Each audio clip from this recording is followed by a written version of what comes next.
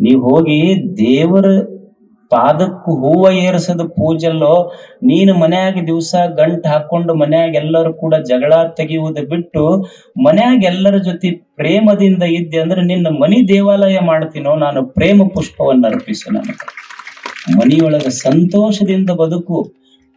ನೀನಿರುವ ಮನೆಯಲ್ಲಿ ನೀನು ಪ್ರೇಮದಿಂದ ಬದುಕದಿ ಅಂದ್ರ ನಿಮ್ಮ ಮನೆಯವರ ಪ್ರೇಮವೇ ನನಗ ಪೂಜಾ ಅಂತ ದೇವರಂತಾನ. ಕವಿ ರವೀಂದ್ರರ ದೃಷ್ಟಿಕೋನ ಇದು.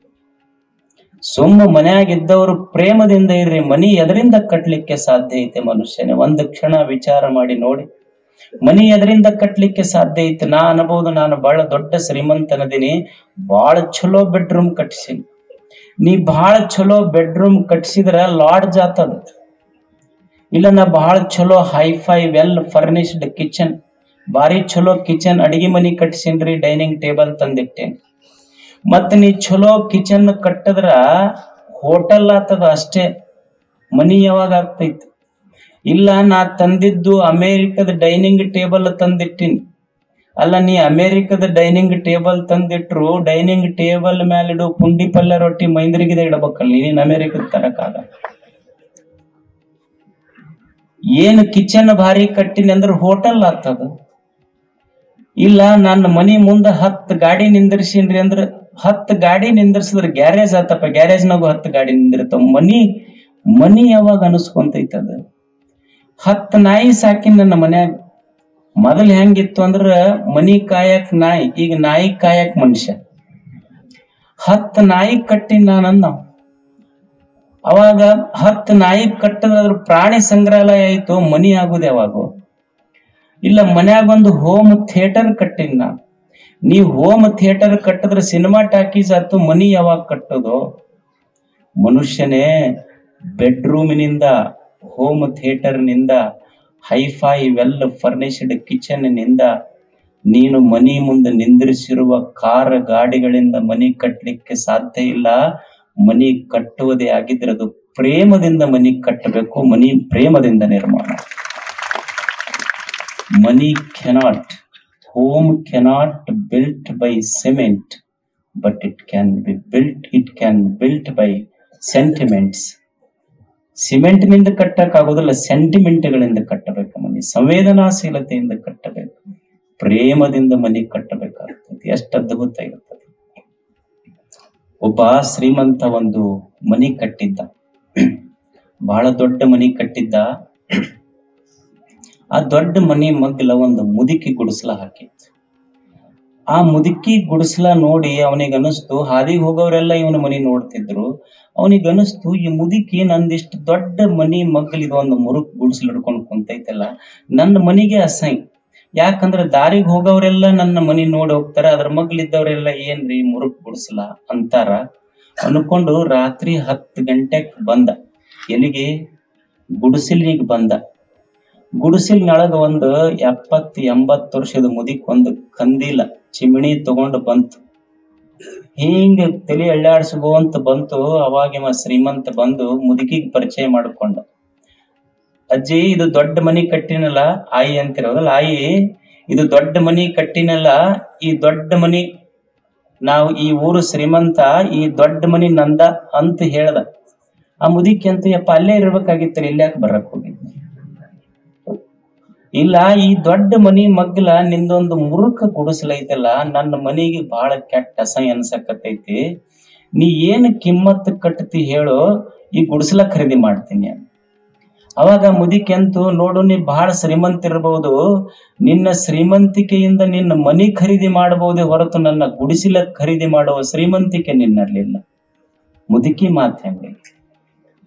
ನೀ ಮನಿ ಖರೀದಿ ಮಾಡಬಹುದು, ನನ್ನ ಗುಡಿಸಲ ಖರೀದಿ ಮಾಡುವ ಶ್ರೀಮಂತಿಕೆ ನಿನ್ನಲ್ಲಿಲ್ಲ. ಅವಾಗ ಆ ಮುದುಕಿ ಕೇಳ್ತು, ಶ್ರೀಮಂತ ಕೇಳ್ದ, ಅಂಥದ್ದೇನೈತಿ ನಿನ್ನ ಗುಡಿಸಲಿನೊಳಗ? ಆ ಮುದುಕಿ ಅಂತೂ, ಈ ಗುಡಿಸಲೈತಲ್ಲ, ಇದು ಬರೇ ಗುಡಿಸಲಲ್ಲೋ, ಇದು ಬರೇ ಗುಡಿಸಲಲ್ಲ. ನಾನು ನನ್ನ ಗಂಡ ಇದೇ ಗುಡಿಸಲಿನೊಳಗ ಬಹಳ 50 ವರ್ಷ ಬದುಕೀವಿ. ಮುದುಕ ತೀರ್ಕೊಂಡೈತಿ.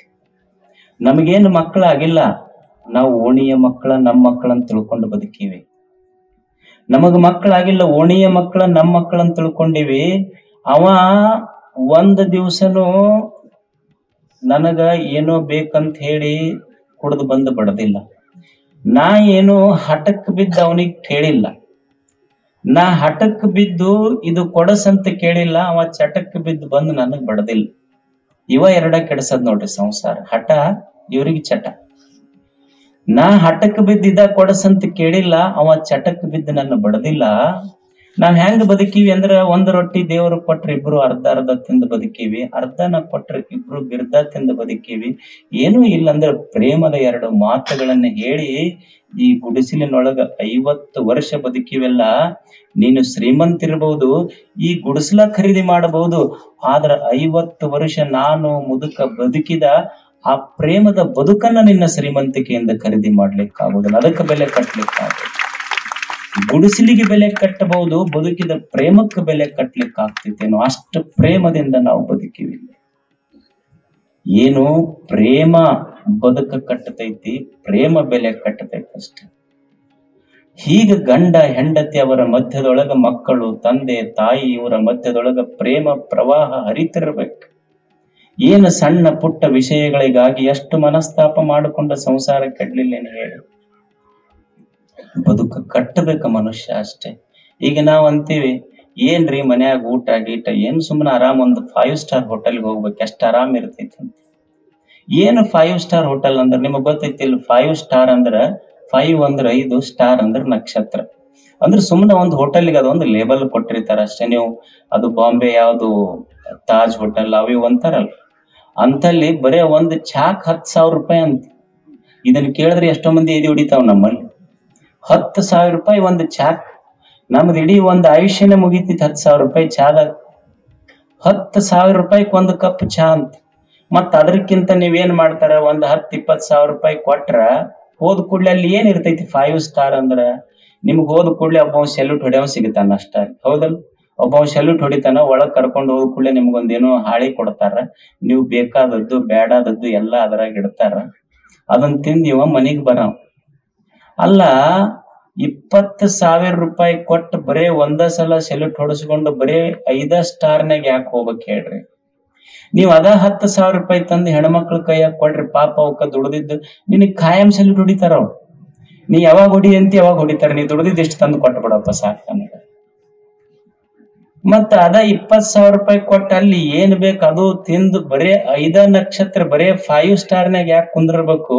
ನೀವು 10,000 ರೂಪಾಯಿ ತಂದು ಕೊಟ್ರಿ ಅಂದ್ರ ಮನ್ಯಾಗ ಪಾಪ ಹೆಣ್ಮಕ್ಳು ನಿಮಗ್ ರೊಟ್ಟಿ, ಪುಂಡಿ ಪಲ್ಯ, ಶೇಂಗಾ ಹಿಂಡಿ ಏನು ಬೇಕದನ್ನ ಮಾಡ್ತಾವ.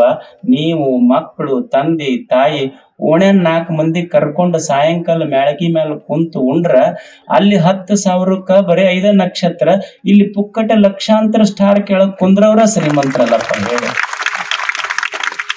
ಸುಮ್ಮನ ನೋಡುವ ದೃಷ್ಟಿಕೋನ, ಪ್ರೇಮ ಅಷ್ಟು ಭಿನ್ನ ಮಾಡುತ್ತದೆ ಬದುಕನ್ನ ಅಷ್ಟೆ.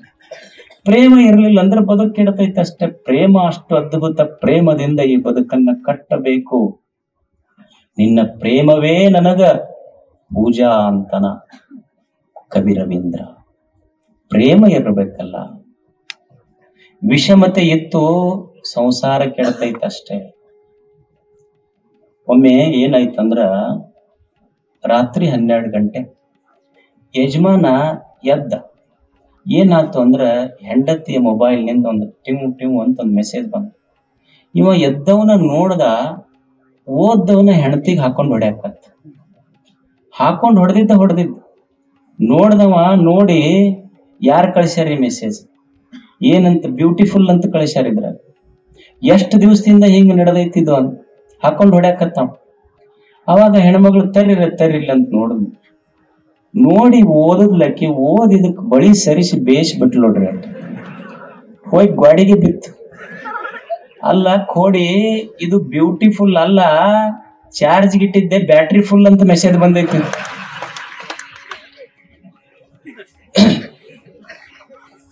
ಬ್ಯಾಟ್ರಿ ಫುಲ್ ಅಂತ ಬಂದೈತೆ ಕೋಡಿ ಅಂತ ಬೇಯಿಸಿ ಬಳಿ ಏರಿಸಿ ಬಿತ್ತು ಗಾಡಿಗೆ. ಹೋಗಿ ಹೇಳಕ್ ಬರ್ಲಿಲ್ಲ. ಅದು 1 ವಾರ ಎದ್ದಿದ್ದಿಲ್ಲ ಅವನು. ಮತ್ತೆ ಬಾಳ ದಿವ್ಸದ ಸಿಟ್ಟು ಒಂದಿತ್ತ. 1 ವಾರ ಆಗಿಂದ ಅವ್ರ ದೋಸ್ತ್ ಕೇಳಿದೆ, ಯಾಕೋ ಒಟ್ಟ ಕಂಡೇ ಇಲ್ಲಲ್ಲ, ಇಲ್ಲಪ್ಪ ಮನ್ಯಾಗ ಆರಾಮ್ ರೆಸ್ಟ್ ಮಾಡ್ಬೇಕ ಬೇಯಿಸಿ ಕೊಟ್ಟಾರ ಮತ್ತ ರೆಸ್ಟ್ ಮಾಡಕ್ ಹಚ್ಚಾರ